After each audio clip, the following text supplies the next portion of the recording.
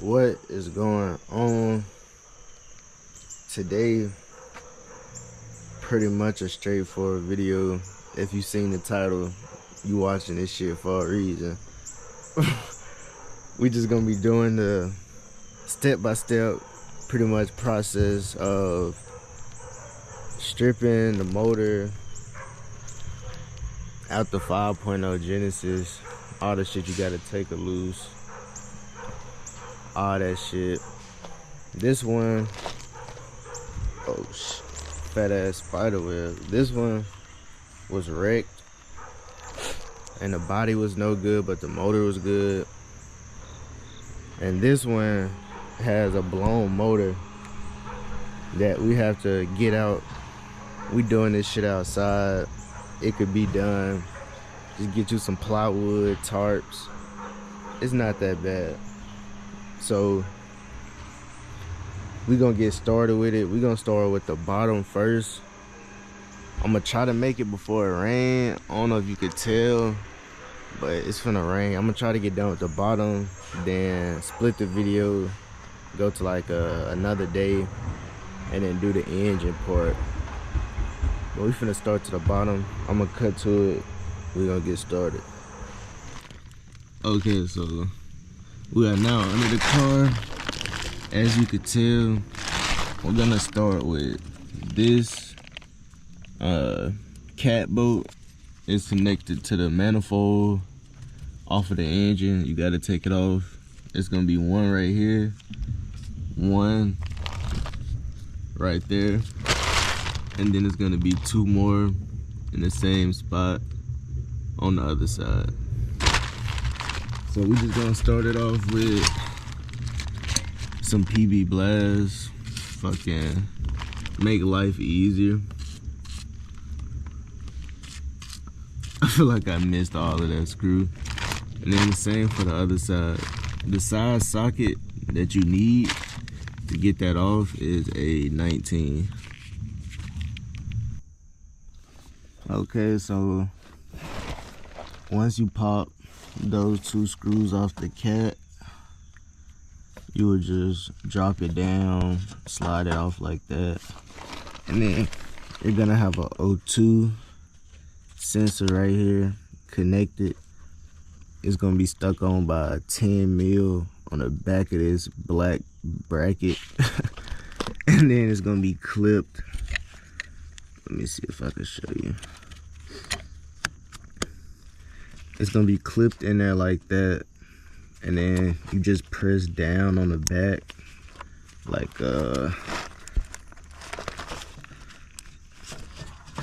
it's hard to do this shit with one hand. You just keep in mind, you do not need to drop the whole exhaust. You could pull the engine and the transmission without dropping the exhaust. I'm just not keeping the exhaust, so I end up just dropping the whole thing down. So next, after you get those bracket plates off, if you want to, you're gonna come to the trans mount. The trans mount is gonna be these 6 screws, those 3, these 3, plus the one I just took out. They're gonna be 15 millimeters. Dropping the trans mount get you to disconnecting the trans from the diff. So yeah, take those screws, those 6 screws out. Okay, so after you drop those 6 out, the transmission is gonna drop down a little bit, but it's not gonna like drop on your face, hopefully. But you know, if it do, that's not my fault. Then you have 2 more screws holding the trans mount. It's gonna be 2 13s. So it's just gonna be those 2 right there. Then once you get those off, this is gonna disconnect right here, and the whole mount is gonna drop down. Alright, so we back under the car after a week because of that fucking hurricane. We gonna start removing the diff bolts. I meant the drive shaft bolts. So if yours is not colored like this, you're gonna be removing the bolts that's not on that big metal piece right there. It's gonna be a 19. It's gonna be a nut on the back you gotta hold, then just hit the front with like an impact. It's a 19 millimeter. And also, to be able to move the drive shaft, you do have to have the car in neutral or like drive. So if you don't have it in neutral, it's not gonna be able to move. So we finna remove those 3-4 bolts. Alright, so we almost done with the underneath. If you come back up to the front where the transmission is, you have this 10 mil ground. Screw this off real fast. Make sure you keep that little screw. And then if you come around here to the side of the transmission, up by the cat, it's a middle bolt right there, which is gonna disconnect your transmission lines. There is another spot that you could disconnect the lines, which is from like the frame up there by the radiator, which I guess I'll show you later. But this is the where I disconnected. It's probably the easiest way to disconnect it. I think up there in the front it's kind of hard to disconnect it with the motor still in. But that should just be if you can see it, that should just be a 12 millimeter screw. If I could get this shit on there. Hold on. But yeah, I'm gonna get it off. And fluid will come out of there. You will get transmission fluid out of there. So if you're doing this in a shop or something, you might want to put like a little bucket under there for a minute. But yeah, just take that middle screw off. Alright, so all that oil. So you're gonna come up to the front of the car. You're gonna find the alternator. This thing. This cover, little nipple cover thing, is gonna be sitting on top of it. But you just pop that off. Then it's gonna be a 12 millimeter nut right there. And that should be the last thing that you have to disconnect from the bottom. Hopefully the last thing you have to disconnect from the bottom. Then also, up here in the front, you're gonna have this bottom coolant line.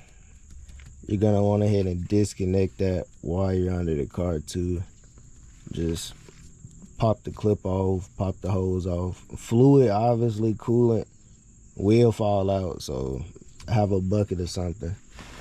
But yeah, pop those two off, and then we should be moving on to the engine bay. Alright, so on to the engine.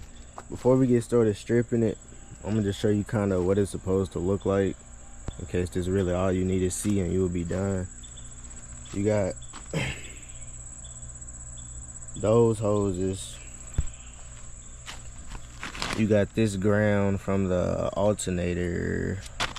Then we already took that back nut off. Then you have this front radiator hose, this front clip, I forgot what it connect to. You got the wire harness you have to disconnect from the ECU and TCU. You got this back clip you got to disconnect, this back clip, and that's pretty much it. I mean, it's pretty much straightforward. I think you got this fuel line hose right here, and then should be one more somewhere. Yeah, this one. That is a fuse line too, I'm pretty sure. And then here, there's not too much left. You got the transmission cooler lines, fluid lines. That's why I was saying you could disconnect it from the frame, but see that bottom bolt right there, I don't think you could get that without the motor already being out. I could be wrong, but I don't think you can.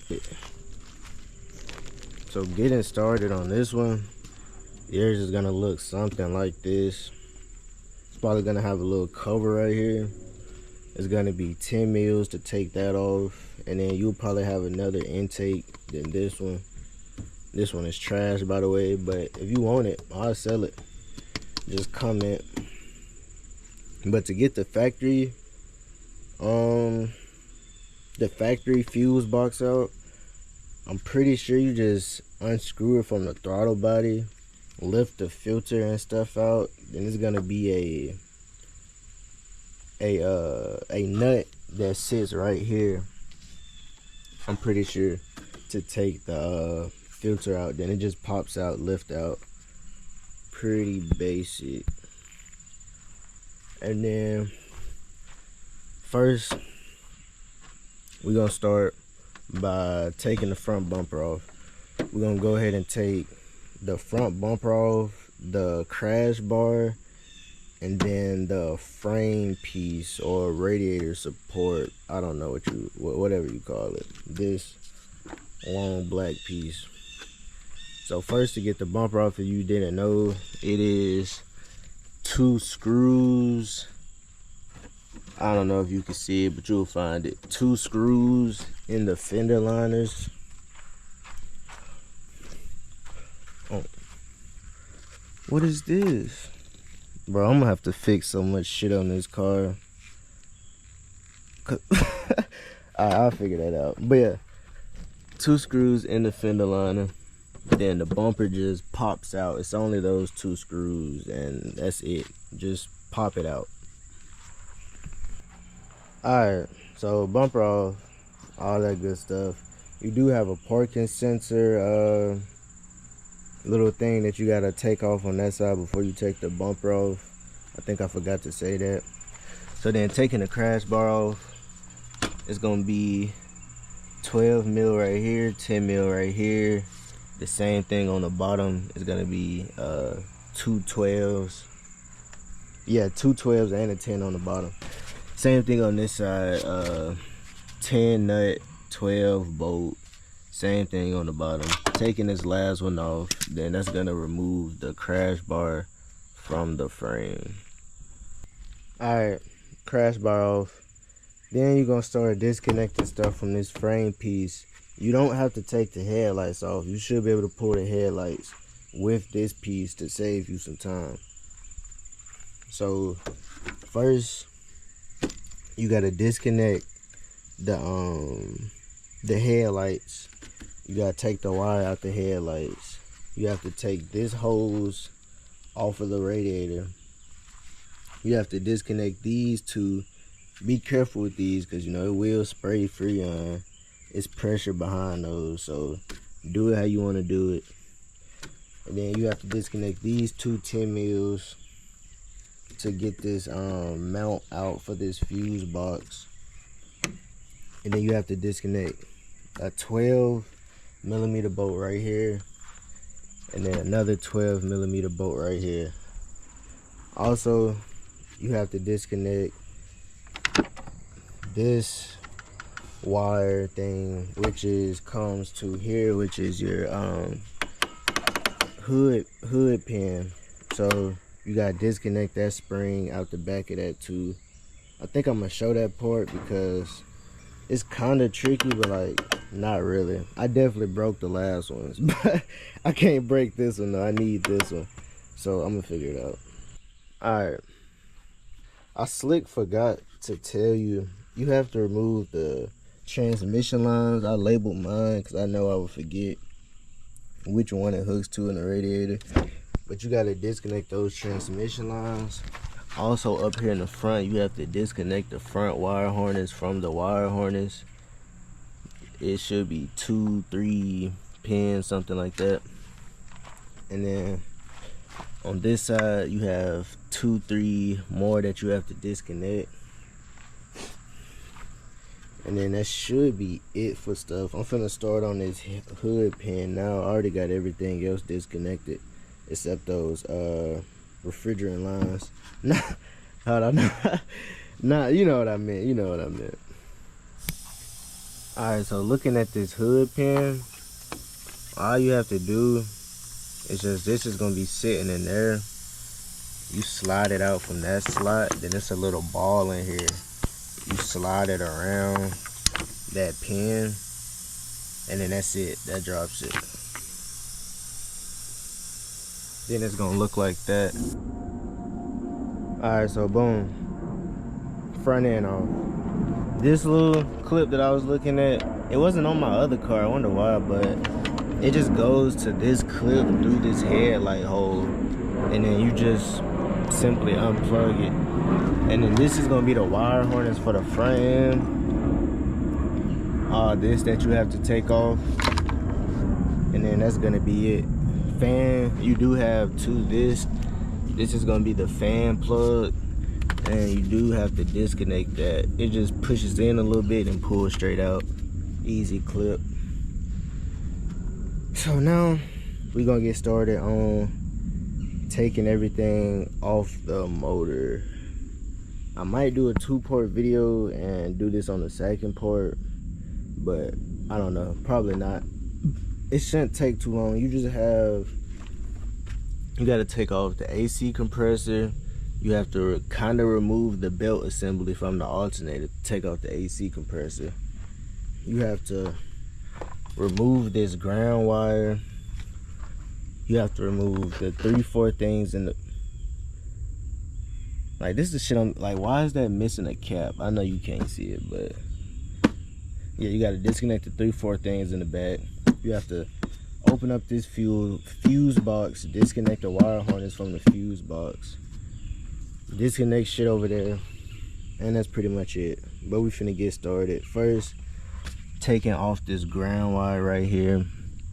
Pretty sure this goes to the alternator, but it's gonna be 2 10 mils. Go ahead and yank that off. Alright, so first starting on taking off the AC compressor. It's pretty much the hardest step of removing this whole stuff that you gotta take off the engine. So first start off by dropping the belt off of this little tensioner wheel thing. Make sure you're keeping track of how everything goes on. And then to remove the belt off of the alternator, you have to use this tensioner. It's gonna be a 19 mil. I'm gonna see if I can do it with one hand. You're just gonna move, like, get on the ratchet, move the tensioner, and then pull the belt off. Yeah, I can't do that shit with one hand, but pull that belt off, and then it'll be loose enough after you take it off of this big wheel to take it off of the AC compressor. Alright, so removing the AC compressor. 12 mil bolt right here. 12 mil bolt right here. I hope you can see it at the bottom. At the bottom there. The bolts do not come all the way out. They just bag out far enough for you to slide it out. And then I'm sorry because I said that I took off the last thing from the bottom, but I forgot there is a bolt on the compressor that you could mainly only reach from the bottom. So going back under here, ignore all the spider webs. I'm trying to find the bolt on the camera. It's a back bolt right here. If you can see where that wrench is pointing at, you gotta take that back bolt out. It's one of those bolts where, like, honestly, just good luck. It's annoying to get the ratchet on there, annoying to turn, but it's that back bolt right there, and then the compressor should come out. It's just so tight. So once you get that out, take this 10 mil nut off of this AC line connected to the compressor. Pop that out like that. You just disconnecting it. Like, you can disconnect it from the car too, or the compressor. It's either or. It doesn't matter. But my bad for the change of lighting. It shouldn't be too bad. But everything should be done in the front except the 2 motor mounts.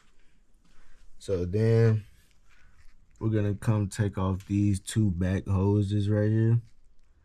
Then all you need to do is just slide the clip back and get you like a little pry tool or a flathead and slide those back. Okay, so light finna die. But after you get those 2 hoses connected, you want to come and disconnect this hose. This is going to be your evap hose, and it's going to go into the back of the manifold. Kind of like, you could kind of see it. Maybe, probably not. But just get you like a little flathead, get in there. It is a clip on it, so you do got to take the clip off and then just disconnect that. You can disconnect it from here. You just have to disconnect the support screw too. So then next, I'm gonna go ahead and disconnect the wire harness from the fuse box, and I'll show you how to do that. Okay, so coming back to the driver's side, you have one of almost the last things to disconnect before the motor mounts. Is that shit cracked? Nah. Alright. And it's gonna be the fuel lines. So you have this to disconnect right here. Right there. And then you have to disconnect it from this line too. My bad. Disconnect it from this line too. And then to disconnect this, all you do is you see that little gray rim.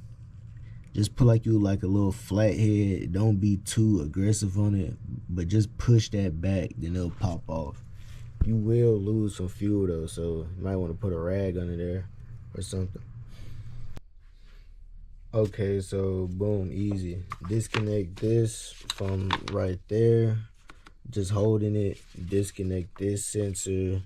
Disconnect this from the top of the manifold. Pop that out, get a little gas everywhere, it'll be alright.